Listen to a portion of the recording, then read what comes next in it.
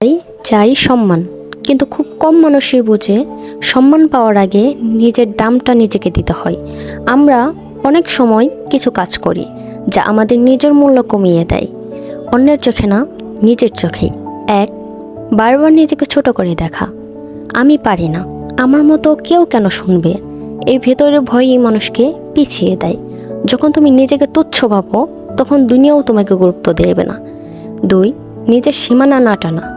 সবসময় হ্যাঁ বলা মানুষ সবচেয়ে বেশি ক্লান্ত থাকে। নিজেকে মূল্য দিতে হলে কখনো না বলতে হয়, সেটা শিখতেই হবে। তিন, অন্যকে খুশি করতে গিয়ে নিজেকে হারিয়ে ফেলা। সবাইকে খুশি করতে গেলে শেষে তুমি নিজেই থেকে যাও একা। সব সময় অন্যের মধ্যে চললে নিজের রাস্তাটা ঝাপসা হয়ে যায়। চার, বারবার ক্ষমা চেয়ে নিজেকে ছোট করা। ভুল হলে ক্ষমা চাইবে, এটাই ভদ্রতা। কিন্তু অন্যের ভুলেও যদি বারবার তুমি মাথা নিচু করো, তবে সেটা আত্মসম্মান বিক্রি করা। পাঁচ, নিজের স্বপ্নকে গুরুত্ব না দেওয়া। তুমি যদি নিজের স্বপ্নের প্রতি অবহেলা করো, তবে অন্য কেউ কেন তোমার স্বপ্নকে গুরুত্ব দেবে?